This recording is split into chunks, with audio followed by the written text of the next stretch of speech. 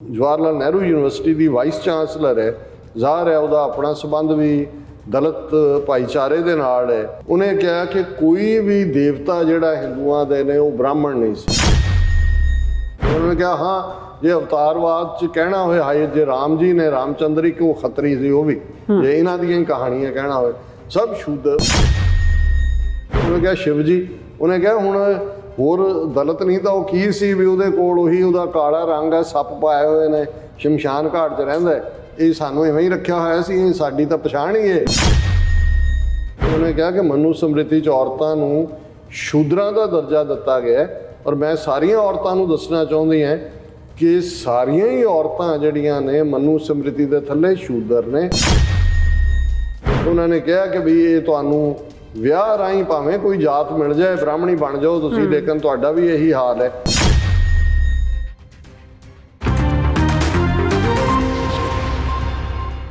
ਦਰਸ਼ਕੋ, break ਬਾਅਦ ਆਪਾਂ ਤੁਹਾਨੂੰ ਸਭ ਨੂੰ ਜੀ ਆਇਆਂ ਕਹਿੰਦੇ ਹਾਂ। ਸੋ ਗੱਲਬਾਤ ਕਰਨ ਜਾ ਰਹੇ ਹਾਂ ਕਿ Jawahar Lal Nehru university vice chancellor ਸ਼ਾਂਤੀ ਸ਼੍ਰੀ ਨੇ ਕਿਹਾ ਹੈ ਕਿ ਹਿੰਦੂਆਂ ਦਾ ਕੋਈ ਵੀ ਦੇਵਤਾ ਬ੍ਰਾਹਮਣ ਨਹੀਂ ਸੀ, ਉਹ ਸਾਰੇ ਸ਼ੂਦਰ ਹੀ ਸਨ।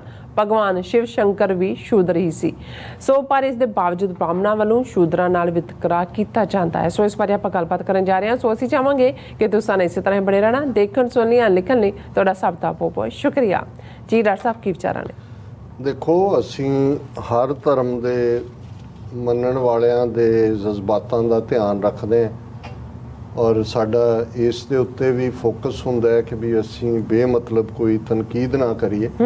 ਪਰ ਜਦੋਂ ਕੋਈ ਖਬਰ ਹੈ ਔਰ ਉਹ ਖਬਰ ਸਾਡੇ ਮਿਸ਼ਨ ਨੂੰ ਵੀ ਸੂਟ ਕਰਦੀ ਹੈ, ਕਿਉਂਕਿ ਜਦੋਂ ਅਸੀਂ ਭਾਰਤ ਦੇ ਵਿੱਚ ਹਿੰਦੂਤਵਾ ਆਈਡੀਓਲੋਜੀ ਜਿਸ ਨੂੰ ਅੱਜ ਸਿਰ ਤੋਂ ਪੈਰਾਂ ਤੱਕ ਹਰ ਪਾਸੇ ਜਿਹੜਾ ਲਾਗੂ ਕਰਨ ਦੀ ਕੋਸ਼ਿਸ਼ ਹੈ, ਔਰ ਜਿਵੇਂ ਸਾਡੇ ਆਸਟ੍ਰੇਲੀਆ ਵਾਲੇ ਵੀਰਾਂ ਨੇ ਅੱਜ ਸਾਨੂੰ ਕੋਈ ਜਾਣਕਾਰੀ ਵੀ ਭੇਜੀ, ਇਹ ਜਿਹੜੇ ਸ਼ਿਵ ਜੀ ਦੇ ਭਗਤਾਂ ਦੇ ਨਾਂ ਥੱਲੇ ਕਾਵੜੀਏ ਧਤੂਰਾ ਔਰ ਭੰਗ ਪੀ ਕੇ ਮਸਤ ਜਿਹੜੇ ਜਿਵੇਂ ਆਦਿੱਤਿਆਨਾਥ ਯੋਗੀ ਨੇ ਉਹਨਾਂ ਗੁੰਡਿਆਂ ਦੀ ਫੌਜ ਛੱਡੀ ਹੋਈ ਹੈ, ਇਹ ਵੀ ਲਫ਼ਜ਼ 2-3 ਸਾਲ ਤੋਂ ਹੀ ਸਾਹਮਣੇ ਸੁਣਨ ਆਇਆ ਜੀ, ਕਾਵੜੀਆ ਯਾਤਰਾ।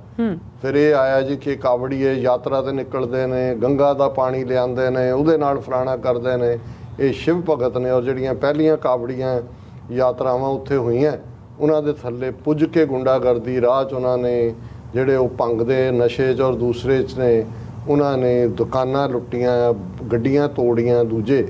ਔਰ ਇਸ ਵਾਰ ਤਾਂ ਯੋਗੀ ਨੇ ਇਹ ਸੀ ਕਿ ਜੀ ਕੋਈ ਰਾਹ 'ਚ ਦੁਕਾਨ ਨਾ ਖੁੱਲ੍ਹੀ ਹੋਏ, ਕੋਈ ਮਜ਼ਹਬੀ ਕੋਈ ਯਾਨੀ ਇਹ ਸੀ ਕਿ ਜੇ ਮੁਸਲਮਾਨਾਂ ਦੇ ਵੀ ਦਿਨ ਉਹਨਾਂ ਦਿਨਾਂ 'ਚ ਹੀ ਜਿਹੜਾ ਮੁਹਰਮ ਦਾ ਵੀ ਸੀ, ਕੋਈ ਨਜ਼ਰ ਨਹੀਂ ਆਉਣਾ ਚਾਹੀਦਾ।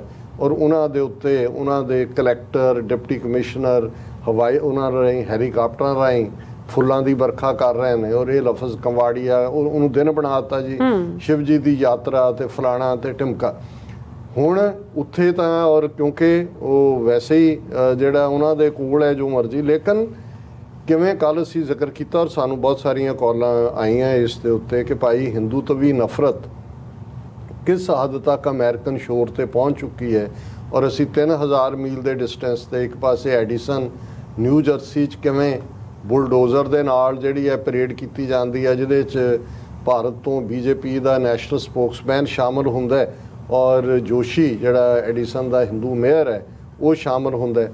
ਅਤੇ ਦੂਸਰੇ ਪਾਸੇ ਐਨਾਹਿਮ LA ਦੇ ਵਿੱਚ ਜਿੱਥੇ 15-20 ਜਿਹੜੇ ਬਹੁਤ ਸਾਰੀਆਂ ਉਹ ਹਿੰਦੂ ਬੀਬੀਆਂ ਯੰਗ ਜਿਹੜੇ ਕਿ ਸਮਝਦੇ ਨੇ ਕਿ ਭਾਈ ਇੰਡੀਆ ਫਾਸ਼ਿਸਟ ਜਾਂ ਦੂਜਾ ਬਣ ਰਿਹਾ, ਉਹਨਾਂ ਦੇ ਉੱਤੇ ਕਿਵੇਂ ਮਾਰ ਕੁਟਾਈ ਉਹਨਾਂ ਦੀ ਹੁੰਦੀ ਹੈ, ਉਹਨਾਂ ਦੇ ਫੋਨ ਖੋਏ ਜਾਂਦੇ ਨੇ, ਉਹਨਾਂ ਦੇ ਜਿਹੜੇ ਨੇ ਉਹ ਮੋਟੋ ਹੱਥ ਫੜੇ ਪਾੜੇ ਜਾਂਦੇ ਨੇ। ਅਸੀਂ ਕਿਹਾ ਸੀ ਕਿ ਭਾਈ ਇਹ ਹਿੰਦੂਤਵੀ ਨਫ਼ਰਤ ਔਰ ਇਹ ਬੁਲਡੋਜ਼ਰ ਇੱਥੇ ਲਿਆ ਕੇ ਉਸ ਨੂੰ ਇਹ ਜਸਟੀਫਾਈ ਕਰਨਾ, ਇਹਦਾ ਮਤਲਬ ਇਹ ਹੈ ਕਿ ਕਿਸ ਹੱਦ ਤੱਕ ਹੈ। ਔਰ ਇਹ ਇੱਕ ਨਹੀਂ ਹੈ ਜੇ ਅਸੀਂ ਇਹ ਸਮਝਦੇ ਹਾਂ ਕਿ ਸਾਡੀ ਖਾਲਿਸਤਾਨ ਦੀ ਮੂਵਮੈਂਟ ਦੇ ਹਵਾਲੇ ਨਾਲ ਅਮਰੀਕਾ, ਕੈਨੇਡਾ, UK ਜਿਹੜੇ ਅਸੀਂ ਹੁਣ ਆਸਟ੍ਰੇਲੀਆ ਸਾਡੇ ਵੀਰਾਂ ਭੈਣਾਂ ਦੇ ਉੱਥੋਂ ਦੇ ਐਫਰਟ ਨਾਲ ਉਸ ਰਡਾਰ ਦੇ ਉੱਤੇ ਆਇਆ, ਤੇ ਫਿਰ ਇਹ ਵੀ ਦੇਖੀਏ ਵੀ ਕਿਸ ਲੈਵਲ 'ਤੇ ਹਿੰਦੂ ਤਵੀਆਂ ਨੇ ਉੱਥੇ ਜਿਹੜੀ ਹੈ ਆਪਣੀ ਪਹੁੰਚ ਬਣਾਈ ਹੈ। ਬਹੁਤ ਸਾਰੇ ਵੇਰਵੇ ਨੇ ਸਾਡੇ ਕੋਲ ਜਿਹੜੇ ਅਸੀਂ ਅਜੇ ਡਿਸਕਸ ਨਹੀਂ ਕਰਾਂਗੇ। ਕਿਵੇਂ ਯੂਨੀਵਰਸਿਟੀਜ਼ ਦੇ ਲੈਵਲ ਦੇ ਉੱਤੇ ਜੇ 60+ ਕ੍ਰੈਡੀਬਲ ਯੂਨੀਵਰਸਿਟੀਜ਼ ਨੇ ਅਤੇ 45 ਤੋਂ ਜ਼ਿਆਦਾ ਦੇ ਨਾਲ ਇਹਨਾਂ ਦਾ ਜਿਹੜਾ ਐਜੂਕੇਸ਼ਨ ਮਿਨਿਸਟਰ ਹੈ ਉਹ ਆਇਆ ਹੋਇਆ, ਉਹ ਡੀਲ ਬਣਾ ਰਿਹਾ। ਕਿਵੇਂ ਇਹ ਜਿਹੜੇ ਨੇ ਈਵਨ ਇੱਕ ਪਾਸੇ ਤਾਂ ਇਹਨਾਂ ਦਾ ਆਪਣਾ ਨਿਸ਼ਾਨ ਜਿਹੜਾ ਨਾਜ਼ੀ ਪਾਰਟੀ ਦੀ ਸਾਰੀ ਆਈਡੀਓਲੋਜੀ ਸਵਸਤਿਕਾ ਚੋਂ ਨਿਕਲੀ। ਸਵਸਤਿਕਾ ਲਫ਼ਜ਼ ਹੀ ਸੰਸਕ੍ਰਿਤ ਦਾ ਹੈ। ਨਸਲਵਾਦ ਜਿਹੜਾ ਹੈ, ਆਰੀਅਨ ਜਿਹੜਾ ਹੈ, ਆਰੀਆ ਸ਼ਬਦ ਹੀ ਉੱਥੋਂ ਆਇਆ ਕਿ ਜਿਹੜਾ ਨਸਲ ਦੇ ਨਾਲ ਜੁੜਿਆ ਹੋਇਆ ਹੈ। ਲੇਕਿਨ ਇਹ ਕਿਵੇਂ ਇੱਥੇ ਜੇ ਇਹਨਾਂ ਨੂੰ ਰਾਈਟ ਵਿੰਗਰ ਜਿਹੜੇ ਵਾਈਟ ਸੁਪਰੈਮਿਸਿਸਟ ਨੇ ਉਹਨਾਂ ਦੇ ਨਾਲ ਡੀਲ ਕਰਨੀ ਪੈਂਦੀ ਹੈ, ਤੇ ਅਮਰੀਕਾ 'ਚ ਕੀਤੀ ਹੋਈ ਹੈ। ਇਸੇ ਲਈ ਇਹ ਜਿਹੜੀ ਹੈ ਉਹਨੂੰ ਟਰੰਪ ਦਾ ਫੰਡ ਰੇਜ਼ਿੰਗ ਹਿੰਦੂ ਫਾਊਂਡੇਸ਼ਨ ਕਰਦੀ ਹੈ, ਤੇ ਇੱਥੇ ਜਿਹੜੀ ਹੈ ਹੌਡੀ ਬੋਡੀ ਦੇ ਨਾਂ ਥੱਲੇ ਜਿਵੇਂ ਕਿਸ ਕਿਸਮ ਦਾ ਕੀਤਾ ਜਾਂਦਾ ਹੈ। ਪਰ ਆਸਟ੍ਰੇਲੀਆ ਦੇ ਵਿੱਚ ਇੱਕ ਜੂਇਸ਼ ਆਰਗੇਨਾਈਜੇਸ਼ਨ ਦੇ ਨਾਲ ਇਹ ਤਾਲਮੇਲ ਕਰਕੇ ਉਸ ਹਿੱਸੇ ਦੇ ਵਿੱਚ ਜਿਹੜਾ ਉਹਨਾਂ ਦਾ ਸਵਸਤਿਕਾ ਹੈ, ਜਿਹੜਾ ਉਹ ਨਾਜ਼ੀ ਪਾਰਟੀ ਦਾ ਸਿੰਬਲ ਹੈ, ਉਹਨੂੰ ਬੈਨ ਕਰਵਾਉਂਦੇ ਨੇ, ਤੇ ਨਾਲ ਦਾਅਵਾ ਕਰ ਰਹੇ ਨੇ ਜੀ ਹੁਣ ਅਸੀਂ ਆਪਣਾ ਜਿਹੜਾ ਸਵਸਤਿਕਾ ਹੈ ਨਾਜ਼ੀ ਪਾਰਟੀ ਦਾ ਸਾਈਨ ਉਹ ਅਸੀਂ ਖੁੱਲ੍ਹ ਕੇ ਕਰ। ਸੋ ਮਤਲਬ ਇਸ ਲੈਵਲ ਦੀਆਂ ਨੈਫੇਰੀਅਸ ਇਹਨਾਂ ਦੀਆਂ ਡੀਲ ਚੱਲ ਰਹੀਆਂ। ਔਰ ਇਸ ਵਾਰ ਉਹਨਾਂ ਨੇ ਇੱਕ ਕਵਾੜੀਆ ਯਾਤਰਾ ਭਾਵੇਂ ਲਿਮਟਿਡ ਸਕੇਲ ਤੇ ਹੋਈ, ਪਰ ਉਹਦੇ 'ਚ ਇੱਕ ਦੂਜੇ ਨੂੰ ਵਧਾਈਆਂ ਦੇ ਰਹੇ ਨੇ ਕਿ ਜੀ ਕਾਂਵੜੀਏ ਔਰ ਦੂਜੇ ਜਿਹੜੇ ਨੇ ਉਹ ਸਾਰੇ ਇਸ ਪਾਸੇ ਨੂੰ ਆ ਰਹੇ ਨੇ। ਔਰ ਇਹ ਆਉਣ ਵਾਲੇ ਪੀਰੀਅਡ 'ਚ ਅਸੀਂ ਦੇਖਾਂਗੇ। ਔਰ ਆਸਟ੍ਰੇਲੀਆ 'ਚ ਆਲਰੇਡੀ ਸਾਹਮਣੇ ਆਇਆ ਵੀ ਕਿਵੇਂ ਹਰਿਆਣੇ ਦਾ ਉਹ ਜਿਹੜਾ ਨੌਜਵਾਨ ਜਿਸ ਨੂੰ ਇਹਨਾਂ ਨੇ ਇਸਤੇਮਾਲ ਕਰਕੇ ਜਿਹੜਾ ਉਹ ਸਿੱਖਾਂ 'ਤੇ ਅਟੈਕ ਕਰਾਇਆ, ਗੁਰਦੁਆਰੇ ਵੱਲ ਮਾਰਚ ਕਰਨ ਦੀ ਲਾਈਨ ਸੀ, ਉਹਨਾਂ ਦਾ ਮੂੰਹ ਭੰਨਿਆ। ਪਰ ਮੈਂ ਸਮਝਦਾ ਔਰ ਮੈਂ ਮੁਬਾਰਕਬਾਦ ਵੀ ਦੇਣਾ ਚਾਹੁੰਦਾ ਕਿ ਐਤਕੀ ਜਿਵੇਂ ਆਸਟ੍ਰੇਲੀਆ ਦੇ ਵਿੱਚ ਸਿੱਖ ਸੰਗਤਾਂ ਨੇ ਥਾਈਂ ਇੱਕ ਪਾਸੇ ਉਹਨਾਂ ਨੇ ਸਹਿਜ ਪਾਠ ਰੱਖ ਕੇ ਬੰਦੀ ਸਿੰਘਾਂ ਦੀ ਰਿਹਾਈ ਦਾ ਮੁੱਦਾ ਵੀ ਹਾਈਲਾਈਟ ਕੀਤਾ ਹੈ। ਭਾਈ ਦਲਜੀਤ ਸਿੰਘ ਹੋਰਾਂ ਦੀ ਲਿਖੀ ਕਿਤਾਬ ਵੀ ਹਾਈਲਾਈਟ ਹੋਈ। ਪਰ ਇੰਡੀਅਨ ਇੰਡੀਪੈਂਡੈਂਸ ਡੇ ਦੇ ਮੌਕੇ ਦੇ ਉੱਤੇ ਜਿਵੇਂ ਉਹਨਾਂ ਨੂੰ ਚੈਲੰਜ ਔਰ ਇਫੈਕਟਿਵ ਅੰਦਾਜ਼ ਦੇ ਵਿੱਚ ਜਿਹੜਾ ਹੈ ਉਹ ਥਾਈਂ ਜਿਹੜਾ ਹੈ ਉਹ ਸਿੱਖਾਂ ਦੀ ਆਜ਼ਾਦੀ ਦੀ ਗੱਲ ਹੋਈ। ਲੇਕਿਨ ਇਸ ਗੱਲ ਦਾ ਵੀ ਧਿਆਨ ਰਹੇ ਕਿ ਇਹ ਜਿਹੜੇ ਇਹਨਾਂ ਦਾ ਹਿੰਦੂਤਵਾ ਦੀ ਆਈਡੀਓਲੋਜੀ ਵਿਦਨ ਇੰਡੀਅਨ ਮੈਪ ਹੈ, ਉਹਦੇ ਵਿੱਚ ਸਿਰਫ ਉਹਨਾਂ ਦੀ ਚੱਕੀ ਦੇ ਵਿੱਚ ਪਿਸਣ ਵਾਲੇ ਜਿਹੜੇ ਨੇ ਉਹ ਸਿੱਖ ਜਾਂ ਮੁਸਲਮਾਨ ਜਾਂ ਈਸਾਈ ਨਹੀਂ ਨੇ, ਦਲਿਤ। ਔਰ ਜੇ ਇਸ ਸਾਨੂੰ ਤਾਂ ਫਰਕ ਨਹੀਂ ਪੈਂਦਾ ਕਿਉਂਕਿ ਅਸੀਂ ਤਾਂ ਇਸ ਸੰਵਿਧਾਨ ਜਾਂ ਆਇਨ ਜਾਂ ਇਹਨਾਂ ਦਾ ਦਸਤੂਰ ਜਿਹੜਾ ਹੈ 26 ਜਨਵਰੀ 1950 ਨੂੰ ਲਾਗੂ ਹੋਇਆ ਉਹਨੂੰ ਅਸੀਂ ਮੰਨਦੇ ਹੀ ਨਹੀਂ ਹੈ, ਕਿਉਂਕਿ ਅਸੀਂ ਸਾਡੇ ਨਾਲ ਨੁਮਾਇੰਦਿਆਂ ਨੇ ਸਾਈਨ ਕੀਤੇ। ਸਾਡੇ ਲਈ ਤਾਂ ਇਹ ਕੋਈ ਟਾਇਲਟ ਪੇਪਰ ਤੋਂ ਵੱਧ ਕੇ ਇਹਦੀ ਕੋਈ ਅਹਿਮੀਅਤ ਨਹੀਂ ਹੈ।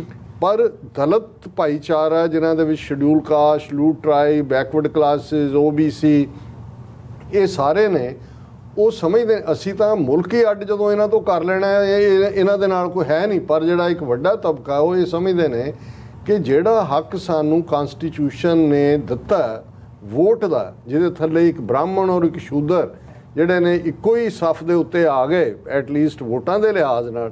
ਇਹ ਵੱਖਰੀ ਗੱਲ ਹੈ ਕਿ ਬ੍ਰਾਹਮਣ ਕਿਵੇਂ ਉਹਨਾਂ ਨੂੰ ਰਾ ਮਟੀਰੀਅਲ ਬਣਾ ਕੇ ਇਸਤੇਮਾਲ ਕਰ ਰਹੇ ਨੇ 75 ਸਾਲਾਂ ਤੋਂ। ਉਹਨਾਂ ਨੂੰ ਇਹ ਲੱਗਦਾ ਹੈ ਵੀ ਹਿੰਦੂ ਰਾਸ਼ਟਰ ਦਾ ਮਤਲਬ ਤਾਂ ਮਨੂ ਸਮ੍ਰਿਤੀ ਹੈ, ਤੇ ਮਨੂ ਸਮ੍ਰਿਤੀ ਆਈ ਤੇ ਸ਼ੂਦਰਾਂ ਕੋਲ ਤਾਂ ਵਾਪਸ ਹੀ ਸਾਨੂੰ ਉਵੇਂ ਹੀ ਸ਼ੂਦਰ ਬਣਾ ਦੇਣਗੇ, ਵੋਟਿੰਗ ਰਾਈਟ ਵੀ ਲੈ ਲੈਣਗੇ, ਔਰ ਜੋ ਮਾੜੇ ਮੋਟਾ ਤਹਫੁਜ਼ ਮਿਲਿਆ ਹੋਇਆ ਉਹ ਵੀ ਜਾਂਦਾ ਲੱਗੇਗਾ। ਇਸ ਲਈ ਜਿਹੜੀਆਂ ਉਹਨਾਂ ਦੀਆਂ ਕੁਝ ਤਨਜ਼ੀਮਾਂ ਨੇ ਜਿਵੇਂ ਵਾਮਨ ਮਹੇਸ਼ ਵਾਮਸੈਫ ਵਾਲਿਆਂ ਦਾ ਨੇ, ਉਹ ਬੜੇ ਵੋਕਲ ਹੋ ਕੇ ਬ੍ਰਾਹਮਣਵਾਦ ਦਾ ਵਿਰੋਧ ਕਰਦੇ ਨੇ, ਹਿੰਦੂਤਵਾ ਦਾ ਕਰਦੇ ਨੇ। ਪਰ ਮੈਨੂੰ ਹੈਰਾਨੀ ਵੀ ਹੋਈ ਇਹ ਖਬਰ ਦੇਖ ਕੇ ਕਿ ਬਈ ਈਵਨ JNU ਦੀ ਜਿਹੜੀ ਜਵਾਹਰ ਲਾਲ ਨਹਿਰੂ ਯੂਨੀਵਰਸਿਟੀ ਦੀ ਵਾਈਸ ਚਾਂਸਲਰ ਹੈ, ਜ਼ਾਹਰ ਹੈ ਉਹਦਾ ਆਪਣਾ ਸੰਬੰਧ ਵੀ ਦਲਿਤ ਭਾਈਚਾਰੇ ਦੇ ਨਾਲ ਹੈ, ਸ਼ਾਂਤੀ ਸ਼੍ਰੀ ਧੂਲੀ ਪੜੀ ਪੰਡਤ। ਹੁਣ ਪੰਡਤ ਪਤਾ ਨਹੀਂ ਉਹਨਾਂ ਨੂੰ ਚੜਾਉਣ ਲਈ ਆਪਣੇ ਨਾਂ ਨਾਲ ਲਿਖਿਆ ਜਾਂ ਵਿਆਹ ਹੀ ਕਿਸੇ ਪੰਡਤ ਨਾਲ ਹੈ, ਲੇਕਿਨ ਨਾਂ ਨਾਲ ਪੰਡਤ ਜ਼ਰੂਰ ਲੱਗਾ ਹੋਇਆ ਹੈ। ਤੇ ਜਾਂ ਇਹ ਹੈ ਵੀ ਅਸੀਂ ਪੰਡਤ ਬਣ ਗਏ ਹੁਣ ਤੁਸੀਂ ਸ਼ੂਦਰ ਹੋਵੋਗੇ। ਇਹ ਉਹਨੇ ਜਿਹੜਾ ਇੱਕ ਸੈਮੀਨਾਰ ਯੂਨੀਵਰਸਿਟੀ ਦੇ ਵਿੱਚ ਸੀ ਔਰ ਇਸ ਦਾ ਵਿਸ਼ਾ ਤਾਂ ਇਹ ਸੀ ਕਿ ਡੀਕੋਡਿੰਗ ਯੂਨੀਫਾਰਮ ਸਿਵਲ ਕੋਡ।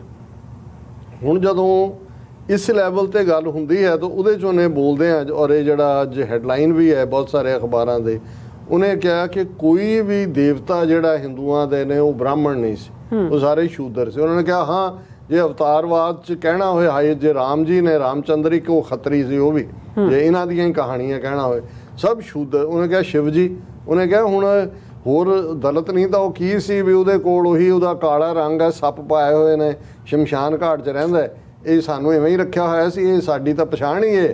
ਔਰ ਉਸ ਨੇ ਇਸ ਦੇ ਵਿੱਚ ਕਿਹਾ ਕਿ ਵੀ ਇਹ ਜਿਹੜੇ ਨੇ ਇਹਨਾਂ ਚੋਂ ਕੋਈ ਵੀ ਜਿਹੜਾ ਉਹ ਉੱਚ ਜਾਤੀ ਨਾਲ ਸੰਬੰਧਿਤ ਨਹੀਂ ਹੈ, ਅਨੁਸੂਚਿਤ ਜਾਤੀ ਕਹਿੰਦੇ ਨੇ, ਸ਼ਡਿਊਲ ਟਰਾਈਬ। ਲਾਰਡ ਸ਼ਿਵਾ ਵੀ ਜਿਹੜੇ ਨੇ ਉਹ ਸਾਡੇ ਹੀ ਕਬੀਲੇ ਚੋਂ ਹੋਣਗੇ। ਔਰ ਫਿਰ ਉਹ ਮਨੂ ਸਮ੍ਰਿਤੀ ਤੇ ਆ ਗਈ। ਉਹਨੇ ਕਿਹਾ ਕਿ ਮਨੂ ਸਮ੍ਰਿਤੀ 'ਚ ਔਰਤਾਂ ਨੂੰ ਸ਼ੂਦਰਾਂ ਦਾ ਦਰਜਾ ਦਿੱਤਾ ਗਿਆ। ਔਰ ਮੈਂ ਸਾਰੀਆਂ ਔਰਤਾਂ ਨੂੰ ਦੱਸਣਾ ਚਾਹੁੰਦੀ ਹਾਂ ਕਿ ਸਾਰੀਆਂ ਹੀ ਔਰਤਾਂ ਜਿਹੜੀਆਂ ਨੇ ਮਨੂ ਸਮ੍ਰਿਤੀ ਦੇ ਥੱਲੇ ਸ਼ੂਦਰ ਨੇ। ਹਾਂ, ਜੇ ਉਹ ਕਿਸੇ ਦੀ ਬ੍ਰਾਹਮਣ ਦੀ ਔਰਤ ਬਣ ਜਾਂਦੇ ਫਿਰ ਉਹ ਬ੍ਰਾਹਮਣੀ ਉਹਨੂੰ ਤੁਸੀਂ ਕਹਿ ਲਓ, ਪਰ ਅਦਰਵਾਈਜ਼ ਮਨੂ ਨੇ ਸਾਰੇ ਔਰਤ ਵਰਗ ਨੂੰ ਸ਼ੂਦਰਾਂ 'ਚ ਰੱਖਿਆ ਹੋਇਆ। ਉਹਨਾਂ ਨੇ ਕਿਹਾ ਕਿ ਬਈ ਇਹ ਤੁਹਾਨੂੰ ਵਿਆਹ ਰਾਹੀਂ ਭਾਵੇਂ ਕੋਈ ਜਾਤ ਮਿਲ ਜਾਏ, ਬ੍ਰਾਹਮਣੀ ਬਣ ਜਾਓ ਤੁਸੀਂ, ਲੇਕਿਨ ਤੁਹਾਡਾ ਵੀ ਇਹੀ ਹਾਲ ਹੈ। ਔਰ ਫਿਰ ਉਹਨੇ ਜੋ 9 ਸਾਲਾ ਦਲਿਤ ਲੜਕੇ ਨਾਲ ਰਾਜਸਥਾਨ 'ਚ ਹੋਇਆ, ਜਿਵੇਂ ਜਿਹੜਾ ਪਾਣੀ ਦੇ ਘੜੇ ਨੂੰ ਹੱਥ ਲਾਉਣ ਤੋਂ ਉਹਨੂੰ ਟੀਚਰ ਨੇ ਕੋਹ ਕੇ ਮਾਰਿਆ, ਉਹਨੇ ਕਿਹਾ ਕਿ ਭਾਈ ਇਹ ਸਾਰੇ ਤੋਂ ਤੁਸੀਂ ਅੰਦਾਜ਼ਾ ਲਾਓ।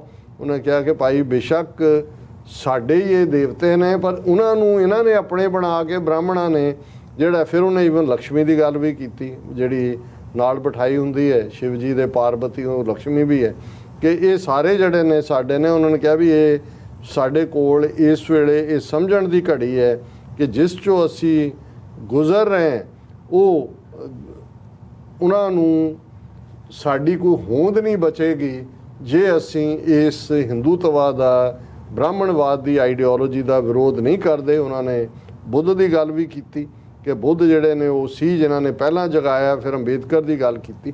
ਪਰ ਮੈਨੂੰ ਜਿਹੜੀ ਗੱਲ ਕਰਕੇ ਮੈਂ ਡਿਸਕਸ ਤਾਂ ਅਸੀਂ ਤਾਂ ਕਰਦੇ ਹੀ ਹਾਂ ਕਿ ਭਾਈ ਇਹ ਕੀ ਨੇ, ਲੇਕਿਨ ਜਵਾਹਰ ਲਾਲ ਨਹਿਰੂ ਯੂਨੀਵਰਸਿਟੀ ਦੀ ਵਾਈਸ ਚਾਂਸਲਰ ਇਹ ਪਬਲਿਕਲੀ ਕਹਿਣ ਦੀ ਹਿੰਮਤ ਰੱਖਦੀ ਹੈ, ਇਹ ਮੈਂ ਸਮਝਦਾ ਹਾਂ ਕਿ ਵੀ ਇਸ 'ਚੋਂ ਜਿਹੜਾ ਸਾਡਾ ਦਲਿਤ ਵਰਗ ਹੈ, ਹਮੇਸ਼ਾ ਹੀ ਮੈਂ ਸਮਝਦਾ ਵੀ ਉੱਥੇ ਵੀ ਨੰਬਰ ਉਹਨਾਂ ਕੋਲ ਹੈ। ਔਰ ਸਾਨੂੰ ਅਲਟੀਮੇਟਲੀ ਘੱਟ ਗਿਣਤੀਆਂ ਨੂੰ ਇੱਕ ਜੁਆਇੰਟ ਜਿਹੜਾ ਉਹ ਫਾਈਟ ਵੀ ਦੇਣੀ ਪਏਗੀ ਇਹ ਬ੍ਰਾਹਮਣਵਾਦੀ ਤਾਕਤਾਂ ਦੇ ਖਿਲਾਫ। ਜੀ ਡਾਕਟਰ ਸਾਹਿਬ, ਤੁਹਾਡਾ ਬਹੁਤ ਬਹੁਤ ਧੰਨਵਾਦ। ਸਾਥ ਲੈਣਾ ਬ੍ਰੇਕ। ਵਿਊਅਰਸ, ਤੁਸੀਂ ਕਿਤੇ ਨਹੀਂ ਜਾਣਾ, ਮਿਲਦੇ ਹਾਂ ਆਫਟਰ ਦਿਸ ਸ਼ਾਰਟ ਬ੍ਰੇਕ।